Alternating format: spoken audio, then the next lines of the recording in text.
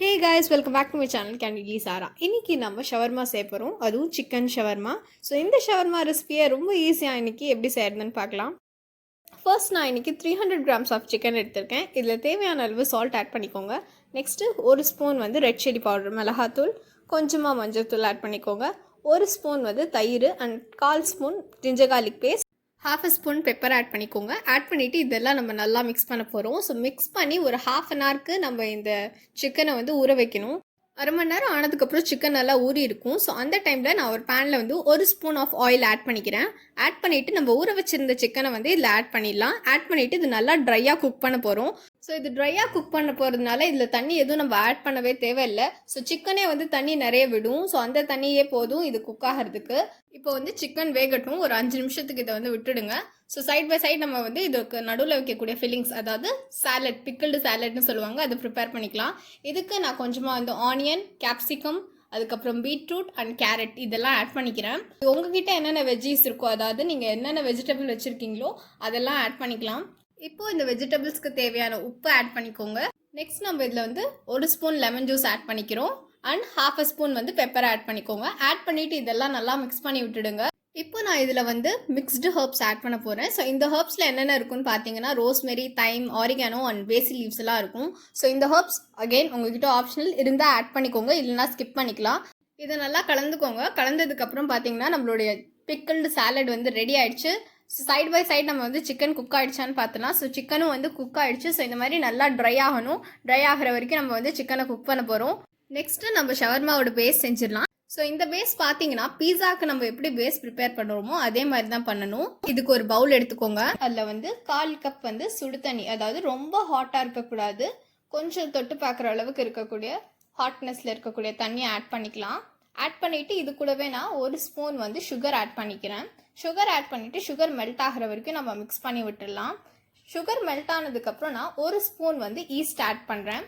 ஈஸ்ட்டையும் நம்ம நல்லா மிக்ஸ் பண்ணி விட்டுடலாம். மிக்ஸ் பண்ணிவிட்டு ஒரு 10 மினிட்ஸ்க்கு அதை டிஸ்டர்ப் பண்ணாமல் அப்படியே வச்சுடுங்க. ஸோ ஃபஸ்ட்டு இப்படி இருக்கும் உங்களுக்கு ஈஸ்ட்டு. 10 மினிட்ஸ் கழித்து பார்த்தீங்கன்னா ஈஸ்ட் உங்களுக்கு ஆக்டிவேட் ஆகியிருக்கும். ஸோ இந்த மாதிரி 10 மினிட்ஸ் கழித்து ஆக்டிவேட் ஆகியிருக்கும். ஸோ ஆக்டிவேட் ஆன ஈஸ்ட்டை நம்ம மறுபடியும் நல்லா மிக்ஸ் பண்ணி விட்டுக்கலாம். நெக்ஸ்ட் நம்ம இதில் ட்ரை இன்க்ரீடியன்ட்ஸ் ஆட் பண்ணிக்கலாம். ஸோ இப்போ நான் 1/2 கப் மைதா மாவு எடுத்திருக்கேன், அதை ஆட் பண்ணிக்கிறேன். இது கூடவே நான் 1/4 கப் கோதுமை மாவு எடுத்திருக்கேன், அதையும் ஆட் பண்ணிக்கிட்டேன். நெக்ஸ்ட்டு தேவையான அளவு உப்பை ஆட் பண்ணிக்கோங்க. ஆட் பண்ணிவிட்டு இது கூட 4 ஸ்பூன் நான் ரீஃபைண்ட் ஆயில் ஆட் பண்ணுறேன். ஸோ ஆயிலும் ஆட் பண்ணிவிட்டு நம்ம நல்லா மிக்ஸ் பண்ணிக்கலாம். மாவு நீங்கள் நார்மலாக எப்படி பிசைவீங்களோ அந்த மாதிரி பிசைஞ்சு வச்சுக்கோங்க. எனக்கு இந்த தண்ணியே கரெக்டாக இருந்துச்சு. உங்களுக்கு தண்ணி இன்கேஸ் பத்தலை அப்படின்னா நீங்கள் 1 or 2 ஸ்பூன்ஸ் வாட்டரை ஆட் பண்ணிக்கோங்க. ஸோ இதை நீங்கள் நல்லா பிசைஞ்சு விடணும். ஸோ 5 மினிட்ஸ்க்கு நீங்கள் கைவிடாமல் நல்லா ஸ்ட்ரெச் பண்ணி பிசைஞ்சு விடுங்க. அப்போ தான் உங்களுக்கு பீஸாவோட பேஸ் சாஃப்டாக இருக்கும். ஸோ இன்றைக்கி நான் ரெண்டும் மைதா அண்டு கோதுமை மாவு ரெண்டும் யூஸ் பண்ணியிருக்கேன். ஸோ நீங்கள் இந்த பீஸா பேஸை கோதுமை மாவு மட்டும் வச்சு கூட செய்யலாம். ஸோ இப்போ நம்ம நல்லா இதை பிசைஞ்சு வச்சாச்சு. பிசைஞ்சதுக்கப்புறம் பார்த்தீங்கன்னா உங்களுக்கு இந்த மாதிரி சாஃப்டாக இருக்கும். இந்த ஸ்டேஜில் நான் ஒரு ஸ்பூன் ஆயில் மறுபடியும் ஆட் பண்ணுறேன். ஆட் பண்ணிவிட்டு இன்னும் ஒரு 2 to 3 மினிட்ஸ்க்கு இதை நல்லா நான் பிசைய போகிறேன்.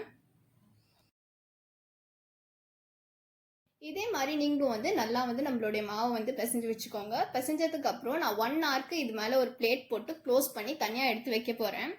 1 hour later. 1 hour ஆகிடுச்சு. நம்ம ப்ரிப்பேர் பண்ணி வச்சிருந்த பீஸாவோட மாவு டபுள் த சைஸ் ஆகியிருக்கு. இப்போ பார்த்தீங்கன்னா ரொம்ப சாஃப்டாக இருக்கும். இது மேலே நீங்களே பார்த்தீங்கன்னா உங்களுக்கு ரவுண்டாக பாயிலாக தெரியும். இதுலேருந்தே உங்களுக்கு ஈஸ்ட் நல்லா ஆக்டிவேட் ஆகியிருக்கு அப்படின்னு நீங்கள் தெரிஞ்சுக்கோங்க.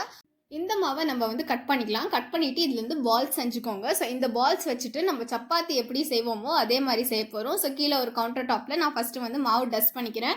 டஸ்ட் பண்ணிவிட்டு நம்ம சப்பாத்தி ப்ரிப்பேர் பண்ணுற மாதிரியே ரோல் பண்ணி ப்ரிப்பேர் பண்ணிக்க போகிறோம். ரவுண்ட் ஷேப்பில் பண்ணிக்கோங்க. பண்ணிவிட்டு இது மேலே ஒரு ஃபோர்க் வச்சு குத்தி விட்டுருங்க. ஏன்னா நம்ம ஆல்ரெடி ஈஸ்ட் ஆட் பண்ணியிருக்கிறதுனால உப்பும், அதனால் உப்பாமல் இருக்கிறதுக்கு இந்த மாதிரி ஃபோர்க் வச்சு குத்திடுங்க. ஸோ குத்திட்டு நெக்ஸ்ட் நம்ம இதை ஒரு தவாவில் போட்டுடலாம். ஸோ இதை குக் பண்ணுறதுக்கு நம்ம ஆயிலே யூஸ் பண்ணக்கூடாது. ஆயில் யூஸ் பண்ணாமலே இதை குக் பண்ணணும். மீடியம் ஃப்ளேம்லேயே ஒரு 5 மினிட்ஸ்க்கு இது குக் ஆகும். ஸோ ஃபஸ்ட்டு பார்த்தீங்கன்னா ஒரு சைடு குக் ஆகிடுச்சு, மேலே இந்த மாதிரி ப்ரௌனாக ஸ்பாட்ஸ் வந்துருச்சுன்னா அது குக்குடுன்னு அர்த்தம். ஸோ இதே மாதிரி நெக்ஸ்ட் சைடும் நம்ம குக் பண்ண போகிறோம். ஸோ குக் ஆனதுக்கப்புறம் அதை எடுத்துடலாம். ஸோ சிமிலராக நம்ம வந்து செஞ்சு வச்சுருந்த மற்ற ப்ரெட்டையும் வந்து ப்ரிப்பேர் பண்ணி எடுத்துக்கிறோம். இந்த பேஸை பார்த்தீங்கன்னா beta bread, pizza bread R குபூஸ் அப்படின்னு சொல்லுவாங்க. ஸோ இந்த பேஸில் நம்ம வந்து இப்போது ஒரு ஸ்பூன் வந்து மயோனீஸ் ஆட் பண்ணியிருக்கோம். மயோனீஸ் ஆட் பண்ணிவிட்டு இதெல்லாம் நல்லா ஸ்ப்ரெட் பண்ணி விட்டுருங்க. அதுக்கப்புறம் நம்ம ப்ரிப்பேர் பண்ணி வச்சுருந்த சிக்கன் ஸ்டஃபிங்ஸ் அதையும் வந்து இந்த மாதிரி நம்ம ஆட் பண்ணிக்க போகிறோம். சென்டரில் மட்டும் வச்சு விட்டுருங்க. இதுக்கப்புறம் நம்ம வந்து பிக்கிள்டு சாலட் அதையும் ஆட் பண்ணிக்கலாம். அகெயின் இது வந்து உங்ககிட்ட இருக்கக்கூடிய இன்க்ரீடியன்ஸை வச்சு நீங்களாக வந்து ப்ரிப்பேர் பண்ணிக்கிறது. ஸோ இது ஆட் ஆனதுக்கப்புறம் நான் நெக்ஸ்ட்டு கொஞ்சமாக வந்து டொமேட்டோ சாஸ் ஆட் பண்ணுறேன். அண்ட் ஃபைனலாக இது மேலே வந்து மயோனீஸ் கொஞ்சமாக ஆட் பண்ணுறேன். ஆட் பண்ணதுக்கப்புறம் இதை வந்து நம்ம ரோல் பண்ணிடலாம். ஸோ இந்த மாதிரி ஒரு டிஷ்யூ பேப்பர் வச்சுக்கோங்க. டிஷ்யூ பேப்பர் வச்சுக்கிட்டு இப்படியே ரோல் பண்ணி வச்சுக்கோங்க. அவ்வளோதான். நீங்கள் வந்து இந்த மாதிரி ரோல் பண்ணிட்டீங்கன்னா நம்மளுடைய சிக்கன் ஷவர்மா ரெடி. ஸோ இதே மாதிரி நீங்கள் மற்ற ஷவர்மாவையும் ப்ரிப்பேர் பண்ணிக்கோங்க. இந்த டிஷ்ஷை மறக்காமல் நீங்களும் ட்ரை பண்ணி பாருங்கள். எப்படி இருக்குன்னு கமெண்ட் பண்ணுங்கள். இந்த வீடியோ உங்களுக்கு பிடிச்சிருந்தா லைக் பண்ணுங்கள். உங்கள் ஃப்ரெண்ட்ஸ் கிட்ட ஷேர் பண்ணுங்கள்.